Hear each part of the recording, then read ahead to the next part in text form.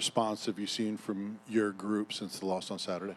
They've been in the right frame of mind. They came out on yesterday, did a phenomenal job in the meetings, came out today and did a really good job of practice and attacking practice. So it's been really good from the mindset standpoint and the energy and the sense of urgency, too. What's your focal point with your group, and where do you put them from a pass protection standpoint right now? Number one, fundamentals. You know, number one is eye placement. Number two, hand placement. Making sure we're taking the proper angles when it comes to that. And then at the end of the day, just being able to finish. You know, that's the number one deal. I think we've done a good job of identifying who we got. We just got to do a really good job of finishing. And just continue to work on the fundamentals. That's the main piece. Coach, Dylan, the other night after the game, was pretty upfront, and he said he thought guys were lackadaisical last week. Just what does it say about him as a leader to, say that immediately after the game, and, how does he follow up on that? You know, I think Dylan does a really good job of just leading, you know what I'm saying? And he's always going to do a really good job of making sure that he's hard on himself. You know, I think that's the number one deal. So anytime he speaks on things, I think he's looking at himself, number one, and making sure he's doing everything that he can do because he want to lead by his actions. You know what I'm saying? So I think, number one, he takes it upon himself to be the leader of our room. He takes it upon himself to be the leader of his team and continue to push and drive. So, from that standpoint, I think he's always looking at himself internally, always trying to figure out ways that he can continue to improve and continue to get better as well.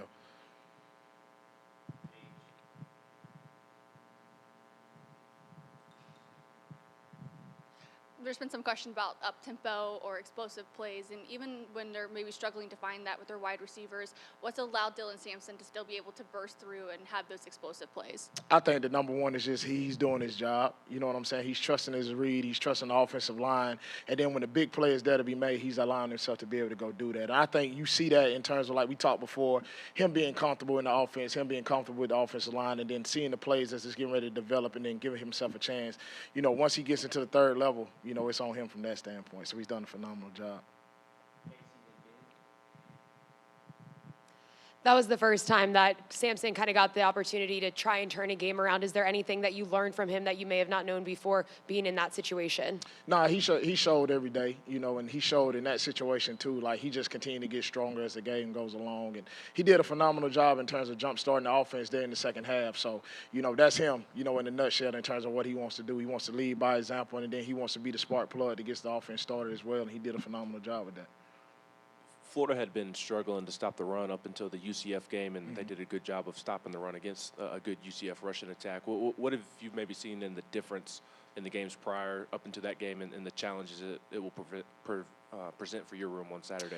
I think the big deal is you look at them up front. I think they're doing a really good job playing up front and doing a really good job at the second level with the linebackers being connected together. I think you can tell, how hard they want to play. Like, they're doing a really good job of getting on and getting off blocks from that standpoint up front. And I think you see their linebackers are fitting downhill, and then they getting the secondary support as well with the safeties being able to fit the run up as well. So I think, you see them continue to get better as the season goes along from game one to where they are right now. So I think the number one deal is us collectively doing a really good job of understanding what our roles got to be in terms of how we're going to attack them in the run game and then do a really good job from that standpoint.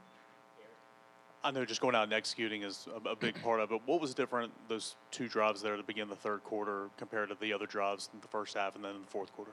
To be honest with you, I think that, collectively we just did a really good job of settling in. You know what I'm saying? We got our adjustments that we needed to make at halftime, which was really good. And I think we just came out collectively and just everybody was settled, everybody was executing at a high level, and then that you saw it, from an execution standpoint. As long as we all on the money, that's when the big plays are coming. And really, to be honest with you, the big plays come because of the execution, because we're just doing our routine plays. Now we're doing them at a really, really good clip, and then boom, there's the explosive play that happens.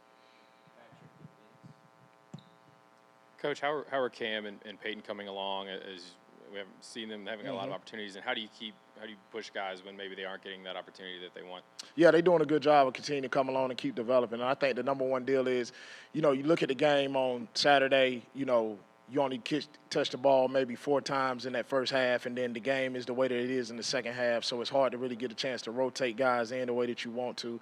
But they've done a good job attacking it, in terms of coming in the meet room, coming in practice, always staying ready because you never know when your number is called, so they've done a really good job of being positive from that standpoint.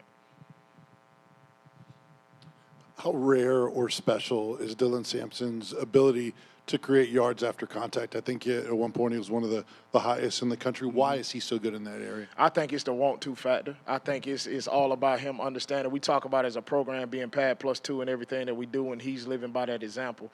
And he's doing a really good job in terms of, okay, if nothing is there, let me drive forward and let me get 2 yards. And then at the end of the play, we talk about finishing all the time because you're getting judged off how many yards that you're gaining off the contact, whether that's me having to run through a defender or me making a defender miss. And I think it's the want-to factor of it that, hey, I'm going to drain this for every single yard that I can get and put us in a critical situation offensively to where we're in a manageable down and distance. So I think that portion of it is just a want-to factor for him.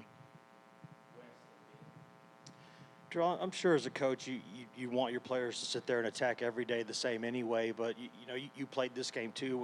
When you have a loss, but then the next week you've got a big rival coming up or you got a big game, is that something that can help guys flip the switch a little quicker and move on and not play that Arkansas game twice? Yeah, I think in the mindset, you kind of got to look at it as a situation in life too, that sometimes you're going to have off days. You know what I'm saying? And we talk about in our room every day that, we have off days, we don't have bad days. Bad days is, people that's got stage 4 cancer that's in there fighting for their life. We got an off day. Okay, so now you got an off day, what are you going to do the next day to make it better? The number one deal is let's do a phenomenal job of learning from that situation that we just went through. So now understanding, flush it, let's go on to the next page, and now let's get ready to go attack this next week. So I think we've done a really good job from that standpoint and mindset too.